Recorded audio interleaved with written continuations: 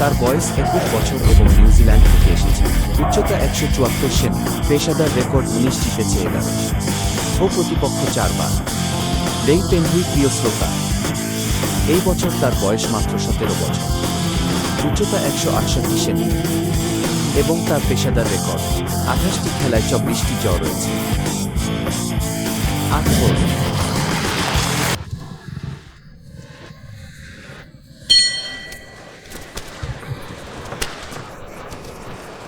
এটি বেল্টের জন্য একটি চারমুখী লড়াই ছিল। প্রথম বাছাই পর্বের ম্যাচ। নীল রঙের অ্যালেক্স একবার নিউজিল্যান্ডে এসেছিলেন। লাল রঙের প্রতিপক্ষ হল দেবতাদের মৃত্যু লেই পেংহুই, প্রাক্তন সান্দা ক্রীড়াবিদ। পরে মুয়ে থাই অনুশীলন করেন।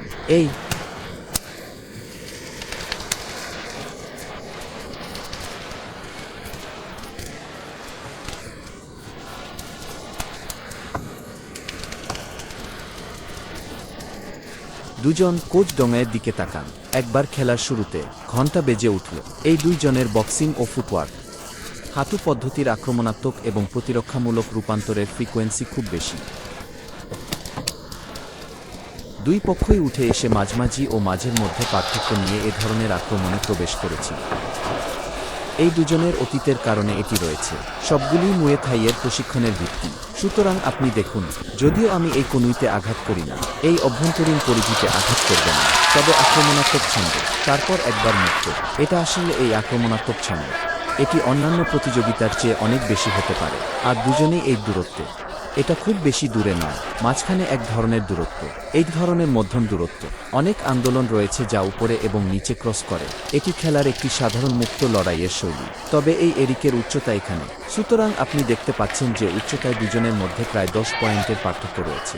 যদি এরিক্স এই দূরত্বে বলে হাঁটুতে ভালোভাবে আঘাত করতে সক্ষম হন, লেই পেংহুইয়ের জন্য একটি বড় হুমকি হওয়া উচিত। আপনি একটি হাঁটুর দিকে তাকান। অ্যালেক্সের হিংস্র হওয়ার জন্য এটি ভালো। শক্তি জীবনের রাজার উপাধিতে আঘাত করে।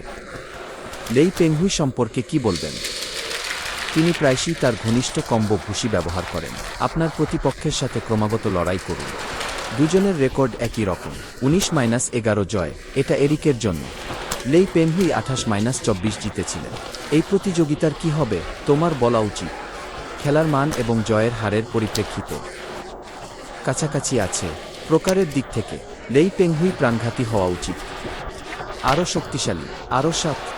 ডান দিকে তুমি দেখছো, সামনের হাতটি ফ্ল্যাট হুক করা হয়। এরিক্সের একটি সাধারণ পরিস্থিতি দমনের এই ছন্দ। লেই পেংহুইয়ের পুনরাবৃত্তি নির্দেশনা। এই ধরনের দ্বিপার্শ্বযুক্ত গোলচত্বর নিয়ে আক্রমণ চালিয়ে যান, ক্রমাগত এই ছন্দে আঘাত করুন। এটা একটা দুর্ঘটনা।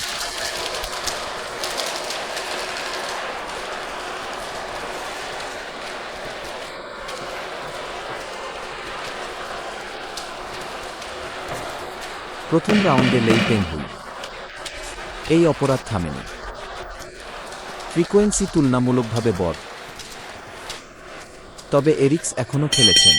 এত তাড়াতাড়ি নয়, এত তাড়াহুড়ো করে।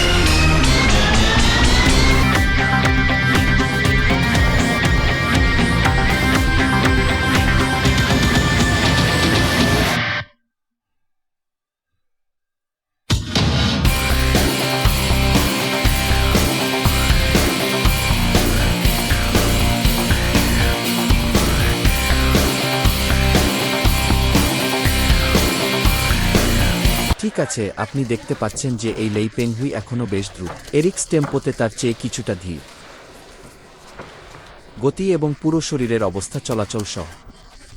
কিন্তু অ্যালেক্সও খুব বুদ্ধিমান। তুমি যদি আমাকে একবার লাথি মারো, আপনাকে একটি লাথি ফিরিয়ে দেবে। তুমি যদি আমাকে ঘুষি মারো তাহলে আমি ঘুষি ফিরিয়ে দেব। লেই পেংহুই আরও বেশি লড়াই করছে। নিজের জন্য অনেক অনুপ্রেরণা রয়েছে, আঘাতের অনেক পয়েন্টও রয়েছে। এটিও তুলনামূলকভাবে সমৃদ্ধ। টানা বেশ কয়েকটি ঘুষির পরে উপর, নিচে, বাম এবং ডানের সংমিশ্রণ। তারপরে একটি নিম্ন লেগ সুইপ অনুসরণ করুন। তারপর আবার বেরিয়ে আসুন। তারপরে আপনার নিজের গতি ব্যবহার করা চালিয়ে যান। এই আক্রমণের ছন্দ খুঁজছেন, কিন্তু এই দুজনের পেশির ধরন থেকে। যদি লেই পেংহুই কার্যকরভাবে আঘাত করে, এরিক্সকে নক আউট করা এখনও সহজ। তুলনামূলকভাবে বলতে গেলে লেই পেংহুই স্কোয়াট করা খুব কঠিন। একই শক্তি নিজেকে আঘাত করেছিল এবং তাকে ধাক্কা দেওয়া এত সহজ ছিল না। আর ঘাড় মোটা, পেশি পুরু।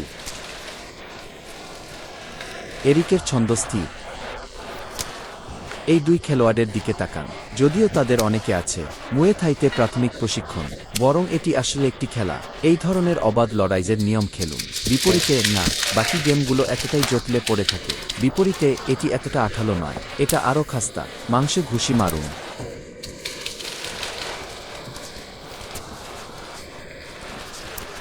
অ্যালেক্স আরও শক্ত করে চেপে ধরল। কিন্তু লেই পেংহুইয়ের কি হবে? গতি, মোবাইল এবং নমনীয় প্রভাবের অনেকগুলি পয়েন্টও রয়েছে। এরিকের দিকে তাকান। এই পা আস্তে আস্তে উঠে যায়। এটা মুচমুচে, কিন্তু এই নরমতা মাঝে মাঝে শক্ত আঘাত করে। উল্টো দুর্বল নয়, কারণ তিনি একটি সম্পূর্ণ স্বাচ্ছন্দ্যময় কর্ম, তাই এতটা নয়। কিন্তু কোচ ডং, দেখো, আমি তো মনে করি অ্যালেক্স তার চিবুক উঁচু করেছে। এটা কি একটু উঁচু নয়? তার চিবুক। আপনি দেখতে পাচ্ছেন লেই পেংহুই তার মুষ্টি নাড়ছেন। একবার তাকে আঘাত করা হয়, মনে রাখা সহজ।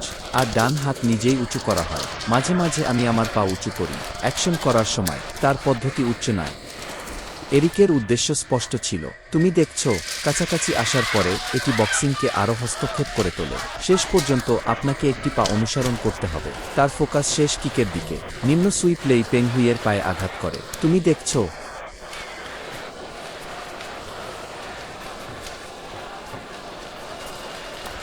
লেই পেংহুইয়ের বর্তমান কৌশল। আমি ব্যক্তিগতভাবে মনে করি এটি বেশ সঠিক হওয়া উচিত। খুব সঠিক। আপনি এমন একটির দিকে তাকান যিনি এরিক্সের দিকে মনোযোগ দিচ্ছেন। এই ছন্দের মুখোমুখি হয়ে যে এরিক্স ধাপে ধাপে চাপ দিচ্ছেন, তার পাশে চলতে থাকে। তুমি এটা দেখতে পারো। এই এরিক্স, এই ডান নিম্ন সোয়াইপ, এটি লেই পেংহুইয়ের উপর একটি নির্দিষ্ট প্রভাব ফেলেছে। উরু ইতিমধ্যে নীল এবং লাল। লেই পেংহুইয়ের ফোরহ্যান্ড ফ্ল্যাট হুকটিও খুব হুমকিস্বরূপ।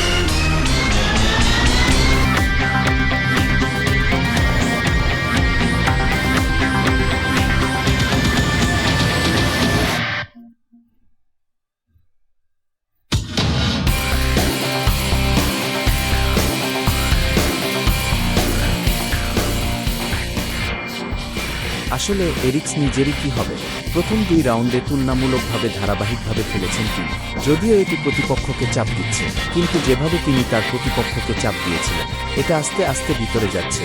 তিনি অন্য পক্ষের কথায় চাপ দেন, বিশেষ করে জর্জের মতো। আসলে নিজের উপর শারীরিক পরিশ্রম এতটা বড় নয়। এবং এই সময়ে আপনি আসলে দেখতে পাচ্ছেন, দ্বিতীয় রাউন্ডে মোটামুটি এরিক্স এই লো লেগ সুইপ লেই পেংহুইয়ের উরুতে আঘাত করেছিল 7 থেকে 8 বার আছে। এটি লেই পেংহুইয়ের পুরো আন্দোলনকে প্রভাবিত করবে। আরেকটি শক্তি, এটি এখনও খুব প্রভাবশালী। বিপরীতে লেই পেংহুইয়ের আক্রমণাত্মক লক্ষ্য। প্রকৃতপক্ষে এটি বিশেষভাবে পরিষ্কার নয়। লেই পেংহুই যদি সুযোগ পায়, আমি মনে করি আমি এখনও ভিতরে প্রবেশ করতে পারি এবং মাথায় আঘাত করতে পারি। অবশ্যই এটা পরিবর্তন করতে হবে। এটা শুধু মাথায় ঘুষি মারার বিষয় নয়। তুমি এটা দেখছো, রূপক গ্রুপের ইয়াং লিয়াং বলেছেন, এই অ্যালেক্সের আসলে ঘুষি মারার সুযোগ আছে। কেবল বাম এবং ডান ঘুষির একটি সিরিজ ছিল, কিন্তু মারার পর তার ফোকাস ঘুষি মারার দিকে ছিল না। ঘুষি মারার পরে তিনি যেভাবে তার পা ধরেন, সেভাবে এটি রয়েছে। লো সুইপ লেগ। আপনি দেখতে পাচ্ছেন যে এটি আবার একটি নিম্ন লেগ সুইপ, এবং এই ধরনের নিম্ন সুইপ অনুসরণে প্রতিপক্ষের ক্ষতি অনেক বেশি, কারণ তার পুরো শরীরের মাধ্যাকর্ষণ কেন্দ্র হলো এগিয়ে যাওয়া। এটা আবার একটি কম সুইপ। তবে লেই পেংহুই একটি ফোরহ্যান্ড ফ্ল্যাট হুক, এটিও খুবই মারাত্মক। লেই পেংহুই হিসাবে আমি তো প্রতিটি আঘাতের মতো অনুভব করি। যদিও অনেক ফ্রিকোয়েন্সি আছে, আঘাতের ফ্রিকোয়েন্সি দুর্দান্ত এবং আচরণের দিকগুলিও সমৃদ্ধ। তবে একটি মূল বিষয় থাকা উচিত, বেশিরভাগই আমার আক্রমণ। আমি তো তোমাকে এখানে আঘাত করতে যাচ্ছি। এটা কি মাথা নাকি পেট? এটি এখনও আপনার পরিস্থিতির সাথে পরিবর্তিত হচ্ছে। আমি তো দেখতে পাচ্ছি না যে কতটা কঠিন আছে। ডান দিকে লেই পেংহুই আসলে নিজেকে পরিবর্তন করেছিলেন। কোন এটা মন্দ নয়। আপনি দেখুন, বক্সিংয়ের একটি মাথা, একটি সামনের এবং একটি পাশ রয়েছে। শরীর এবং পেট উভয় রয়েছে।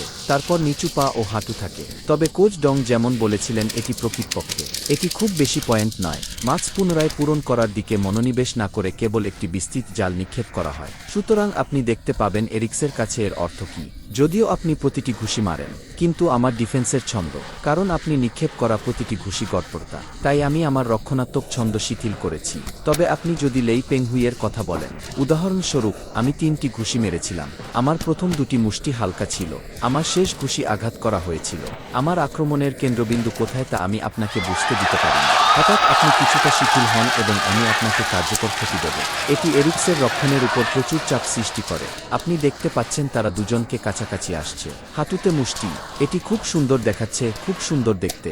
এখন প্রতিপক্ষের পেটে আঘাত নিয়ে লেই পেংহুইয়ের মন্তব্য, এখনও অনেক শক্তি আছে। এই সময়ে এরিক্স, আসলে আমি শুধু চাই। অ্যালেক্স শুধু এটা নিয়ে ভেবেছিল, আমি তো কেবল তোমার সামনের পায়ে আঘাত করছি। মাঝে মাঝে সুযোগ আসে। আপনি যখন কাছাকাছি থাকেন তখন আপনার হাঁটু নিন, যান এবং আপনার সামনের পাটিও ধাক্কা দিন। আপনি দেখেন দুই পক্ষই আসলে এই ধরনের অভ্যন্তরীণ অবরোধের মধ্যে রয়েছে। হঠাৎই তারা আবার জড়িয়ে পড়ে। এরপর কিছুক্ষণ পর আবার আলাদা হয়ে যান। তারপরে মুষ্টি এবং হাঁটু রয়েছে। এই ক্রসওভারটি ভালো দেখাচ্ছে। তবে দুই খেলোয়াড়দের জানা উচিত, আজ রাতে উভয় পক্ষের দ্বিতীয় দ্বিতীয় শোডাউনও রয়েছে। ঠিক আছে, এটা মাত্র প্রথম খেলা।